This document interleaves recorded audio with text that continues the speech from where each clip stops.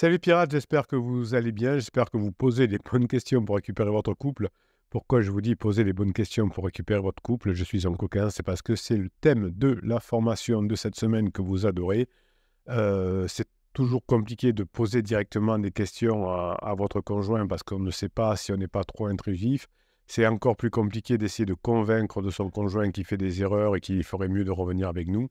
La bonne question, la bonne réponse, c'est poser les bonnes questions à son conjoint, ou aussi on peut se poser ces bonnes questions à soi-même. Et ça, vous le retrouvez dans la formation de cette semaine dont vous retrouvez la formation dans le catalogue des 175 formations. En descriptif de cette vidéo, sous cette vidéo, il y a un affiché plus. Vous y allez, vous cliquez sur le lien, vous avez droit à une formation gratuite. Vous avez droit à aller sur le groupe Facebook et sur le canal névralgique des pirates, le canal Telegram. Évidemment, vous avez toujours le concours de ce mois-ci.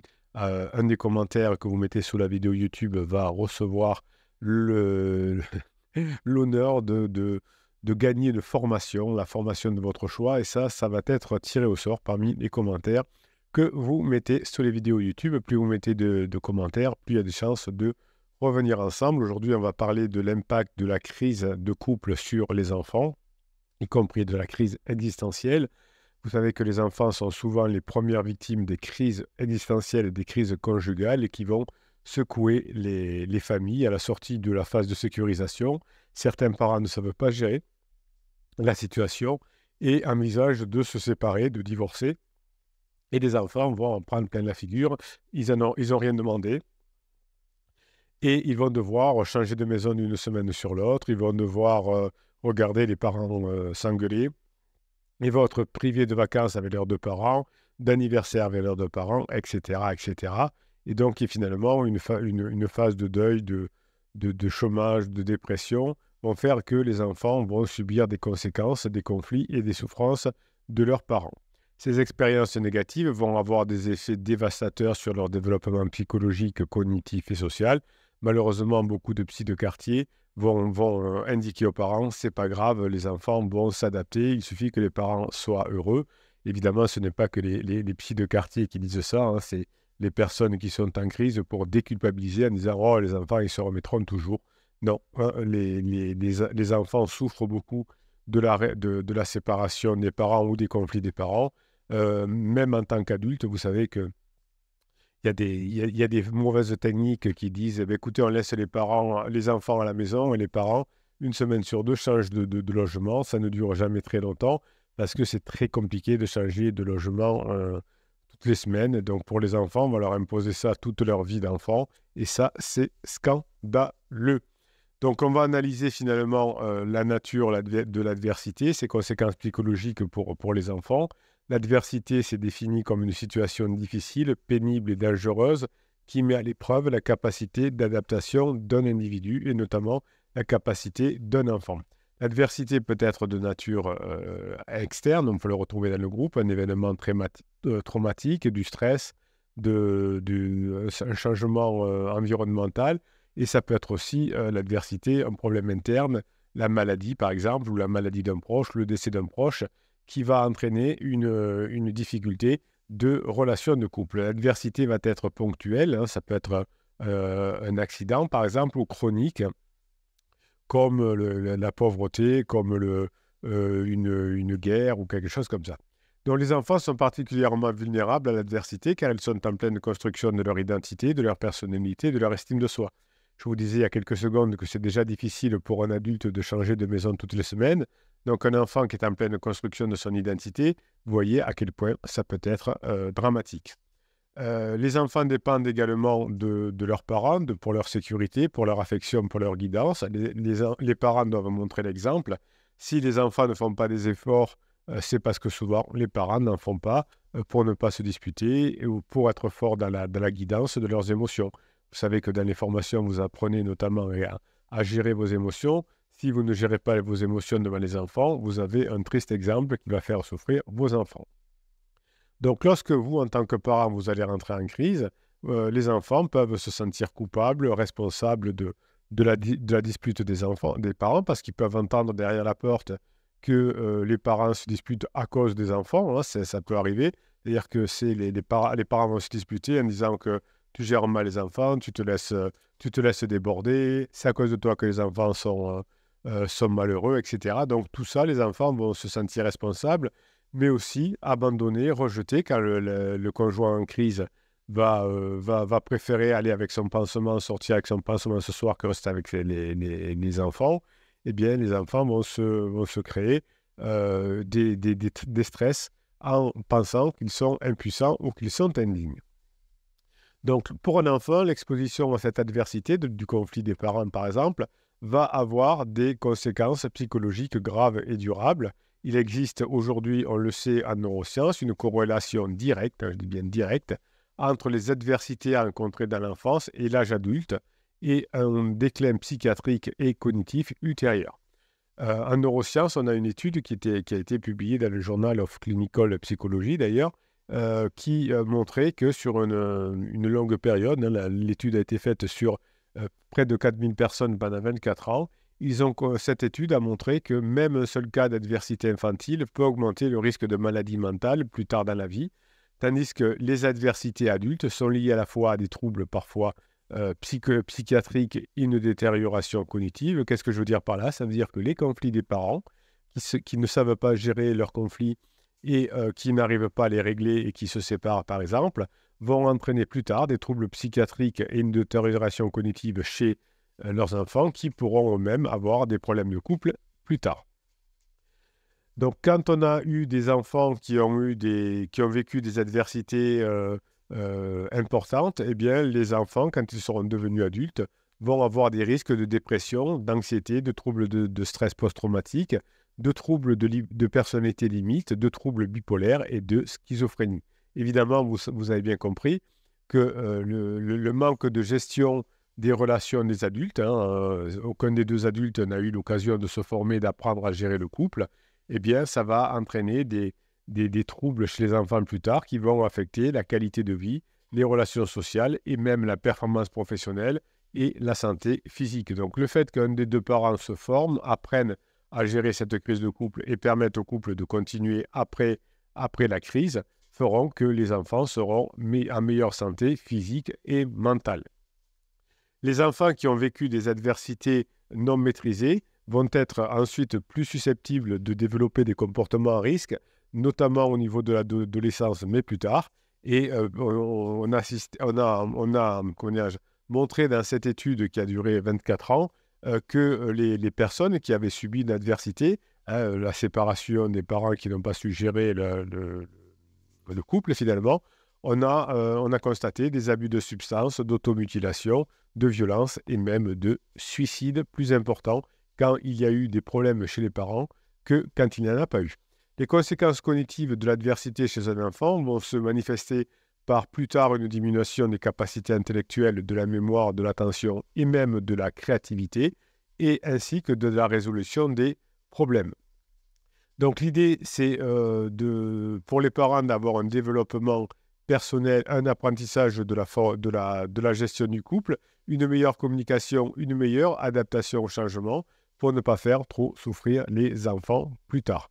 Donc les enfants qui ont vécu cette adversité, ces parents qui ont dit « ouais, mais les enfants ils s'adapteront toujours », eh bien on s'est aperçu que les enfants avaient des difficultés scolaires, professionnelles, sociales plus importantes, et on a même constaté qu'il y avait une faible estime de soi, une vision négative du monde, et évidemment même de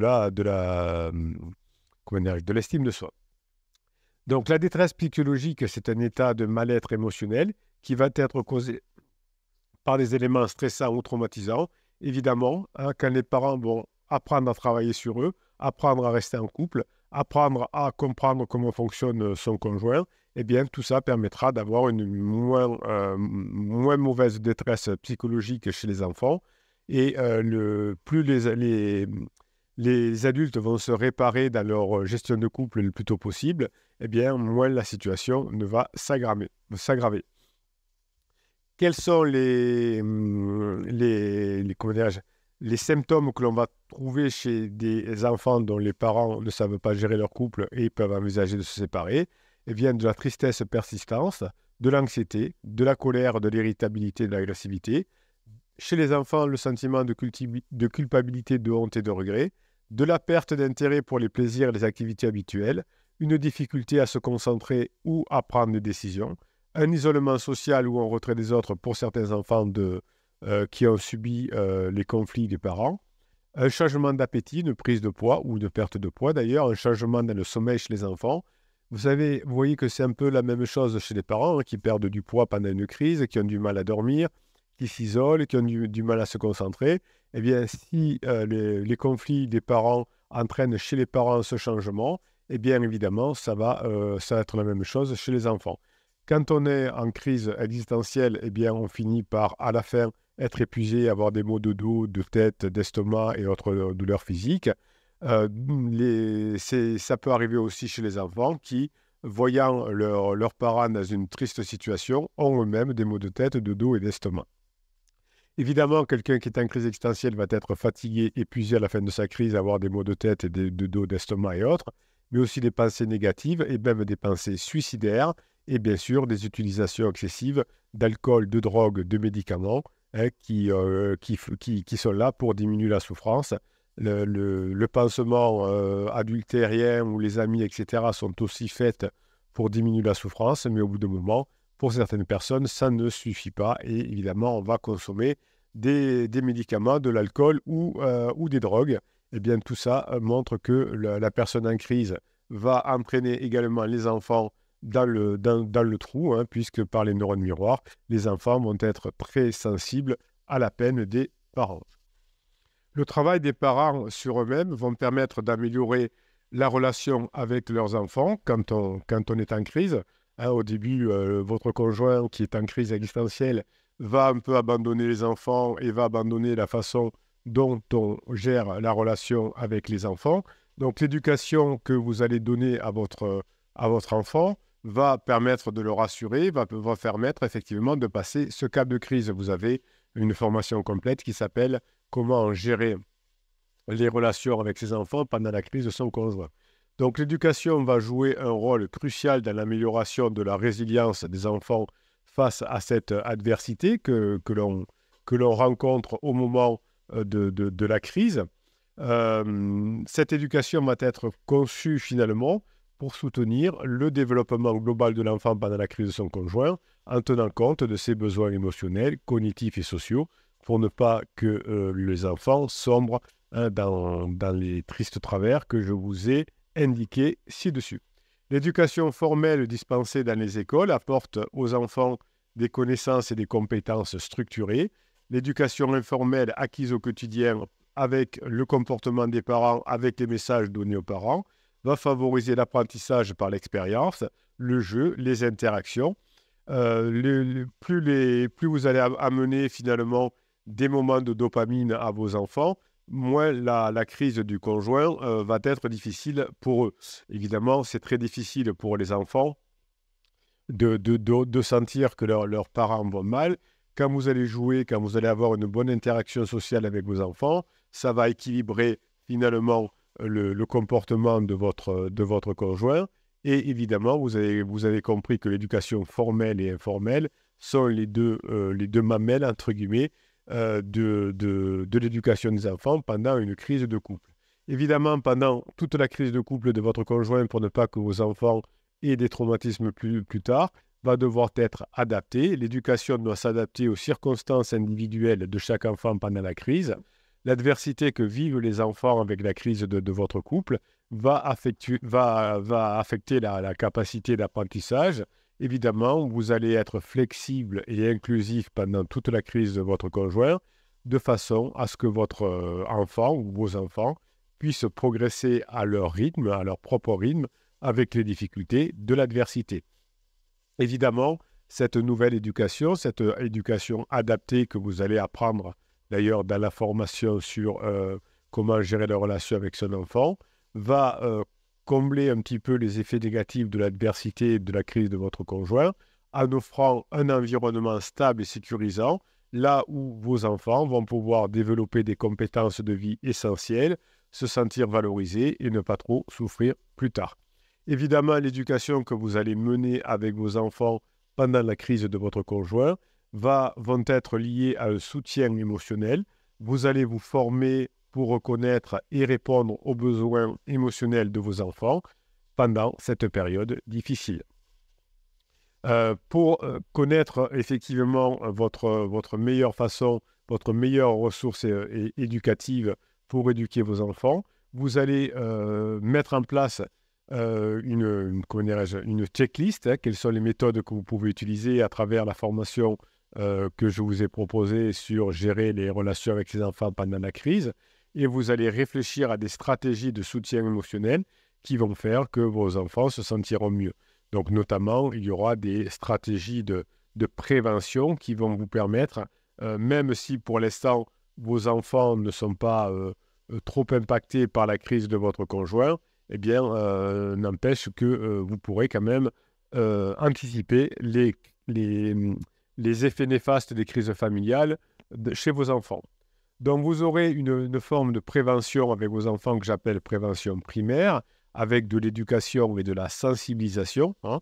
Vous allez vous informer, vous, en tant que parent, sur les signes avant-coureurs des difficultés que peuvent rencontrer vos enfants suite à la crise. Hein, vous avez cette idée-là aujourd'hui de comprendre finalement que vos enfants risquent de souffrir des réactions de votre conjoint. Vous allez observer les signes de crise qui vont apparaître pour avoir une intervention rapide pour empêcher l'escalade. Tout ça va consister à un soutien psychologique de vos enfants. Vous allez vous faire aider par les formations, mais aussi par le soutien des autres pirates, hein, des autres parents un peu en difficulté pendant les crises. Vous allez écrire des messages sous les vidéos YouTube et vous allez discuter notamment avec les enfants. Évidemment, vous allez obtenir un soutien continu des autres pirates chaque fois que vous allez écrire des messages sous les commentaires YouTube, en plus du fait que ça peut vous faire gagner une formation, ça va vous aider finalement d'avoir cette réhabilitation hein, de temps en temps quand votre conjoint vous saoule trop, pour faire en sorte que vos enfants ne tombent pas ensuite dans des problèmes de santé mentale. Hein, les pirates vont vous aider à identifier les facteurs de risque de crise que vous pouvez avoir face aussi à vos mauvaises réactions quand vous êtes saoulé par les réactions de votre conjoint. Vous allez effectivement chercher les ressources disponibles et vous allez établir un plan d'action pour faire en sorte que vos enfants ne soient pas trop déstabilisés hein, pendant la crise de votre conjoint. Donc cette stabilité émotionnelle que vous allez chercher chez vos enfants pendant leur développement, alors vous aurez peut-être effectivement vos conjoints qui vont dire « Oui, mais tu déstabilises les enfants, tu leur parles mal, etc. » Évidemment, vous aurez ces critiques de votre conjoint, tu les manipules contre moi, parce qu'évidemment, comme vos enfants seront bien avec vous, puisque vous allez de vous occuper d'une stabilité émotionnelle, évidemment, vos enfants seront plus près de vous que des personnes en crise existentielle. Donc, vous allez avoir un développement cognitif qui va faire que vous allez comprendre comment les fondements neurologiques de vos enfants sont très importants et vous allez comprendre, grâce aux diverses formations que vous avez en descriptif de cette vidéo, comment profiter du fait que le cerveau de votre enfant soit extrêmement plastique pour restructurer le cerveau de vos enfants dans le bon sens, sans manipulation, mais en apprenant à gérer des émotions positives chez vos enfants ou à transformer les émotions négatives en processus positifs. Tout ça va permettre d'avoir des connexions neuronales qui vont se former et se renforcer. Évidemment, on a une carte des émotions importantes qui vont être là. Essayez de définir la carte des émotions positives chez vos enfants. Essayez de les mettre en place. Alors, vous pouvez d'ailleurs faire des petits dessins de coloriage avec vos enfants s'ils sont en bas âge, en parlant d'émotions comme la colère, la tristesse, la joie. Par exemple, la joie sera coloriée en jaune, la tristesse en noir. Enfin, vous voyez, vous allez essayer de faire parler les émotions de vos enfants pour diminuer leur impact si votre conjoint, entre guillemets, par sa difficulté cognitive, leur fait vivre des émotions difficiles. Donc, vous allez travailler sur la stabilité émotionnelle de vos enfants pour qu'ils ne soient pas trop perturbés plus tard. Et lorsque vous serez revenu en couple, parce que Vous aurez suffisamment travaillé aussi sur le couple pour redevenir intéressant par rapport à votre conjoint. Vous serez les héros de la famille, non seulement parce que vous allez pouvoir continuer de vivre en couple, mais parce que vos enfants n'auront pas non plus beaucoup souffert de la crise de couple grâce à votre travail. Donc vous voyez que c'est très compliqué pour les enfants de gérer la crise de leurs parents. Ils veulent que les parents restent ensemble. Eh bien vous allez d'un côté travailler pour rester ensemble avec votre conjoint pour passer cette crise, et de l'autre côté, de donner une forme de stabilité émotionnelle et cognitive chez vos enfants pour ne pas qu'ils en souffrent plus tard. Voilà, donc toutes ces vidéos, toutes ces formations vous aident à passer les crises de vie qui sont des crises difficiles à vivre, mais avec une bonne méthode, comme vous apprenez dans les formations, vous allez pouvoir continuer à vivre en famille et faire en sorte que vos enfants ne changent pas de maison une semaine sur deux, ce qui les perturbe véritablement de façon importante. Je vous souhaite le samedi que vous méritez, mes pirates adorés. Je vous kiffe et je vous kiffe grave.